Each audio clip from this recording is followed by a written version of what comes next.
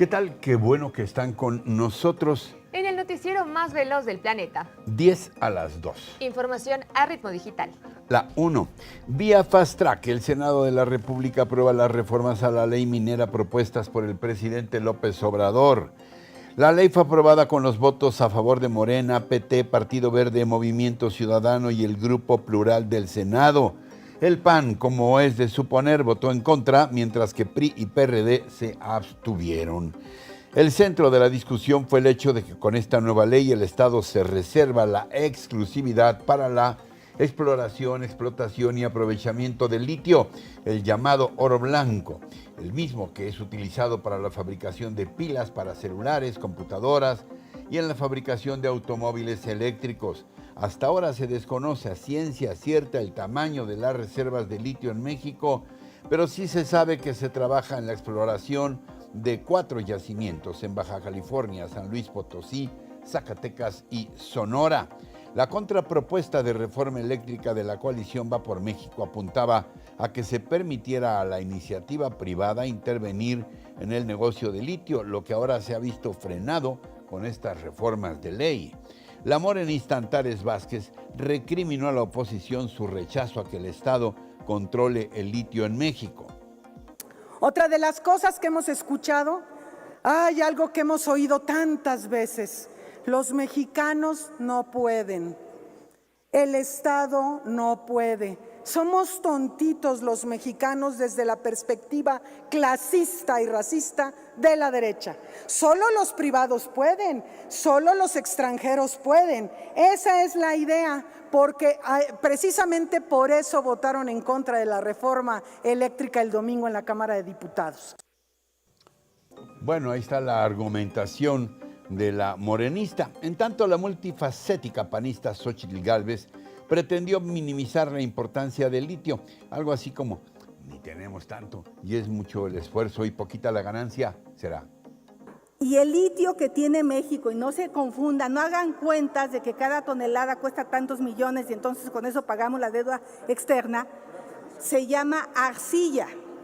Y de esa arcilla se tiene que procesar y se van a sacar unos cuantos gramos de litio.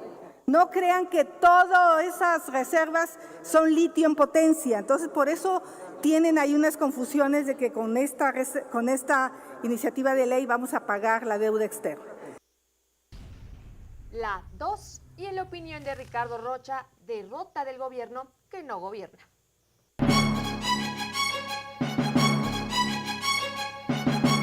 Ha sido una debacle política brutal para el presidente López Obrador. En tan solo 2 semanas pasó de preocupado a ocupado, de inquieto a hiperactivo y de neurasténico a colérico. La reforma que habría de cambiar el rumbo del país no tenía ni la respuesta ni los votos necesarios para incluirse en la Constitución. El debate fue sobre si la propuesta eléctrica era la panacea de la nación solo porque él lo estableció, frente al riesgo que significaba el monopolio de la CFE, que con el señor Bartlett al frente solo ha perdido decenas de miles de millones de pesos y nos daría energías tan sucias como las del rey del carbón, Armando Guadiana, quien casualmente es senador con minúscula por Morena. Así que, contra todos los pronósticos, sobre todo en las dudas del PRI, la coalición Va por México ha probado que, a pesar de presiones y tentaciones, puede mantenerse unida frente a embates constitucionales como la próxima y antidemocrática propuesta de ley electoral que, según ha anticipado el propio presidente, tiene como objetivo fundamental desaparecer al Instituto Nacional Electoral y de paso al Tribunal para imponer árbitros a modo e incondicionales en la elección presidencial del 2024.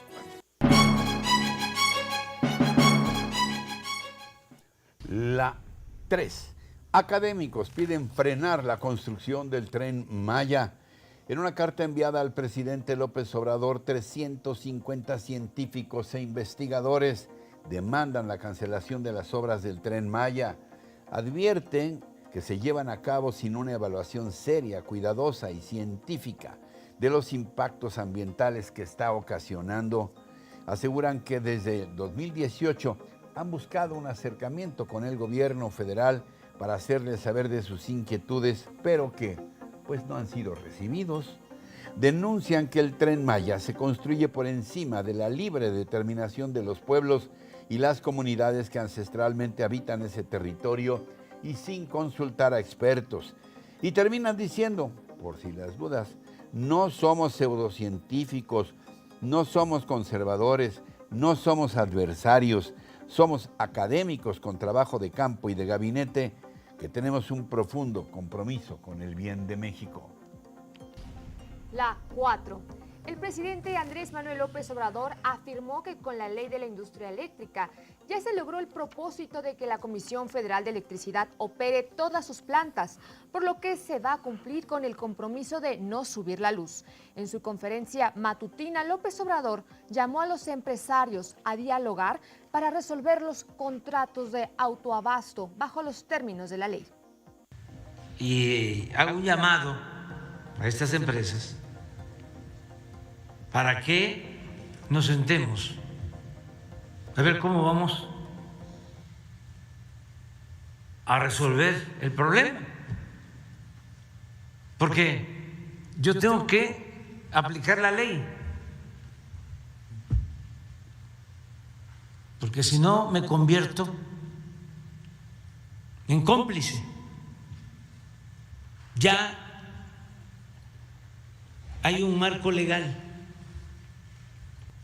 Entonces, ojalá y ya empiecen a revisar con sus abogados lo que resolvió la Suprema Corte para que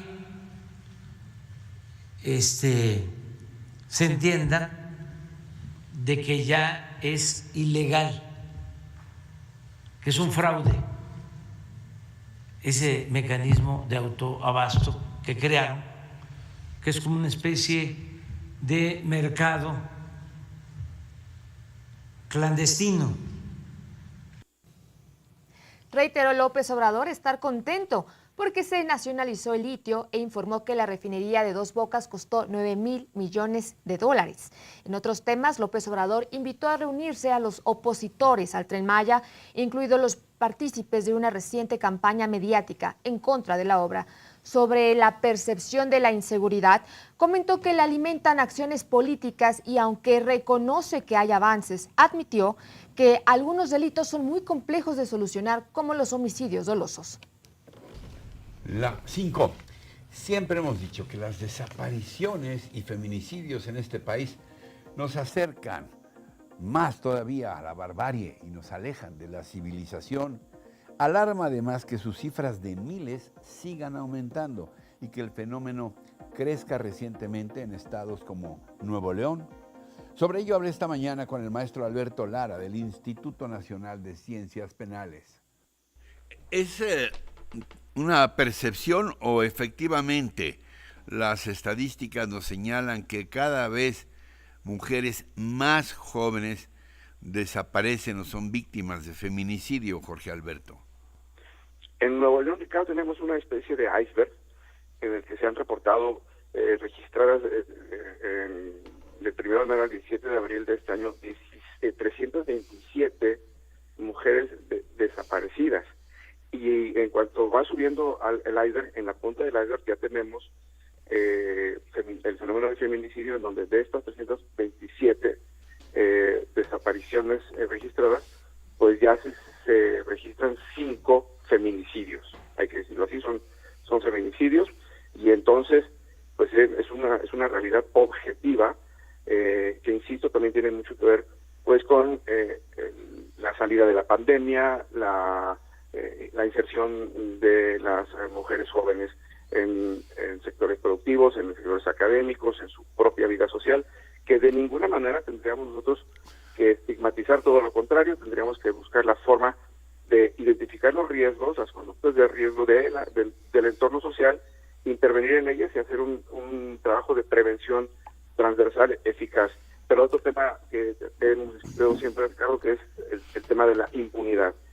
En tanto no se esclarezcan estos casos a profundidad, con sanciones eficaces, reales, no con demagogia punitivista, pues es una invitación a quienes cometen estos delitos, estas conductas, a que lo sigan combatiendo.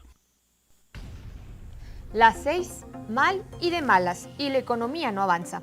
El Fondo Monetario Internacional, el FMI, redujo las perspectivas de crecimiento económico para México de 2.8 a 2% para este 2022. El organismo internacional también señaló que su proyección para el 2023 la bajó de 2.7 a 2.5%. Los pronósticos sobre la economía mexicana del FMI están lejos de los del gobierno federal, que estimó un 3.5% en 2022 y un 3.4% en 2023. El fondo también bajó su pronóstico para la economía mundial de 3.6% en 2022 a 0.8 puntos porcentuales menos que lo provisto en enero a causa de la invasión de Rusia a Ucrania, que encareció los precios de las materias primas. Las 7 novedades en WhatsApp.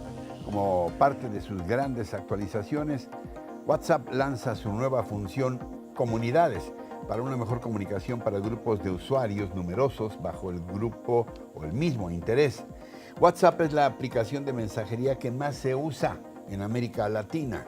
La plataforma digital, que es propiedad de Meta, la misma casa matriz de Facebook, se ha vuelto indispensable no solo para los negocios, sino también para las personas en general a fin de estar comunicados. La nueva función Comunidades dejará que los usuarios se reúnan en grupos separados para tratar temas de su exclusivo interés o para conseguir un cierto objetivo. En la actualidad, los grupos de WhatsApp tienen un límite máximo de 256 personas, lo cual es insuficiente, por ejemplo, para un condominio residencial o entre padres de familia de una escuela. Las personas que sean parte de la comunidad podrán recibir actualizaciones y podrán también organizar grupos de discusión más pequeños sobre temas que tengan en común. Es un ejemplo, pues, de que la tecnología puede estar al servicio de una mejor comunicación humana. La 8. En el siempre complejo escenario de la migración llama la atención la diferencia en el trato a ambos lados de la frontera hacia los centroamericanos y haitianos y las recientes llegadas de ucranianas y ucranianos. Ricardo Rocha habló hoy con el doctor Eduardo Rosales, académico de nuestra UNAM y un reconocido internacionalista. Pues no quiero hacer un mal chiste, pero pareciera que hasta en la discriminación hay diferencias raciales, doctor. ¿Qué está pasando con este fenómeno en la frontera? Aquí mismo en México, como decíamos, el trato a los morenitos de Centroamérica está siendo muy diferente a los güeritos y güerotas de Ucrania. Pues sí, efectivamente, mi querido Ricardo, y nada más si me lo permites y de manera muy breve, nada más señalar como contexto, desde luego, y antecedente, el éxodo de ucranianos continúa, y el número de refugiados ya alcanza los 5 millones, los lugares que, pues, preferentemente a los que se dirigen, más bien los países a los que preferentemente se dirigen los ucranianos, pues desde luego son los países colindantes, como Polonia, como Rumania, como Hungría, como Moldavia o Eslovaquia, ¿no? Y bueno, también aquí hay que señalar que en todo este contexto, Joe Biden, pues, si no me recuerdo, en finales del mes pasado, estamos hablando de marzo, dijo que se iban a aceptar 100,000 ucranianos allá en Estados Unidos. Lo malo es que no anunció los procedimientos, los mecanismos de entrada a ese país, y además se llenó con una complicación adicional porque muchos de los ucranianos pues no traen documentos o los están incompletos, y se entiende, ¿no? Además de por la situación que están viviendo. Ahora, esto ha provocado que muchos ucranianos vengan a México, ¿sí? Pero, porque además México no pide visa, y preferentemente se dirigen a Tijuana. Aquí el punto es que pues los ucranianos es un contingente que ha ido en aumento. Ahorita debe haber alrededor entre 2 y 3,000, y pues también, al igual que los otros grupos de migrantes, se alojan en campamentos provisionales o en algunas instalaciones deportivas. Aquí el asunto es que efectivamente ya autoridades estadounidenses están tramitando el ingreso fast track, pero todavía de un número pequeño, máximo 200 personas al día. Y esto pues se suma ya a los otros migrantes que ya tenemos, a los miles y miles de migrantes que hay en la frontera norte. Ahorita hablamos también del título 42, que es muy importante señalarlo, y llegamos al punto, mi querido Ricardo, que tú muy bien habías señalado. Y aquí hay lo que estamos observando es que hay un componente pues francamente racial y también socioeconómico, y yo diría que hasta de nivel educativo, sí, porque los ucranianos son los que hasta el momento francamente son mejor atendidos, pero mucho mejor atendidos que los centroamericanos. Ahora sí que tenemos migrantes indocumentados de primera y de segunda clase, o como algunos dicen, migrantes deep. La 9, día 56 de la guerra. Ante la negativa de una rendición masiva de las fuerzas ucranianas en Mariupol, Rusia intensificó este miércoles su ofensiva en esta estratégica ciudad portuaria al sur de Ucrania. A pesar de los ataques, se logró abrir un corredor humanitario para evacuar a 6,000 mujeres, niños y ancianos de la sitiada población costera. El comandante ucraniano Sergei Bolina, de la Brigada 36 que defiende la planta siderúrgica de Azovstal en Mariupol, escribió en su Facebook: puede que estemos viviendo nuestros últimos días, si no es que nuestras últimas horas. El enemigo nos supera en número de 10-1, por lo que rogamos a todos los líderes mundiales que nos ayuden con la extracción y nos lleven a un tercer país. En paralelo, los proyectiles rusos llegan a todas las ciudades y pueblos del Donbass con el objetivo de que el Kremlin tenga en control total esta región del este ucraniano. En tanto, el portal independiente ruso Medusa publicó que los misiles Neptuno sí hundieron el buque insignia Movska, donde viajaban 500 personas y hasta 37 podrían haber muerto, y se desconoce el número de desaparecidos. Por su lado, la Unión Europea promete endurecer sus sanciones a Rusia y brindar más apoyo económico y militar a Ucrania. La 10 se llama Álvaro de Marichalar y ha emprendido una vuelta al mundo en solitario a bordo de la más pequeña embarcación imaginable. Nacido en Pamplona, España, Marichalar es un singular navegante con una amplísima experiencia. Lleva en su haber 40 navegaciones y posee 14 récords mundiales en la especialidad. En una pequeña embarcación llamada Numancia, ahí está, es esa chiquitita que ustedes están viendo. Este explorador y empresario se ha lanzado a la aventura de darle la vuelta al mundo, como hace 500 años lo hicieran Fernando de Magallanes y Juan Sebastián Elcano. Álvaro partió de Sevilla el 10 de agosto del 2019, fecha en la que se cumplía exactamente el 5º centenario de aquella hazaña de la navegación, y desde entonces ha tenido que enfrentar múltiples contratiempos, fundamentalmente meteorológicos, de oleaje y huracanes. Pero también nos sorprendió la pandemia en medio de su expedición. Llegó a Miami el 17 de marzo de 2020, cuando Estados Unidos cerraba sus aguas territoriales a la navegación extranjera por la crisis sanitaria que desató el coronavirus. El suyo fue el último barco autorizado para entrar en el país. Ahora, después de una breve pausa, precisamente por la pandemia, Álvaro ha retomado la expedición y se encuentra en México, acompañado de su inseparable embarcación Numancia, que es una moto acuática de 3 metros de eslora, en la que seguirá haciendo historia todos los días. Y así, muy navegados y fascinados con esta historia, llegamos al final del día de hoy. Gracias como siempre por sus mensajes, comentarios, sugerencias y críticas. Los leemos todos y tomamos nota de lo que nos dicen. Y recuerden que tenemos una cita de lunes a viernes en 10 a las 2 y en todo momento con nuestros contenidos completitos en nuestras redes sociales y por supuesto aquí en nuestra página rochainforma.com y en el portal de 24 horas, el diario Sin Límites. Hasta entonces. Hasta siempre.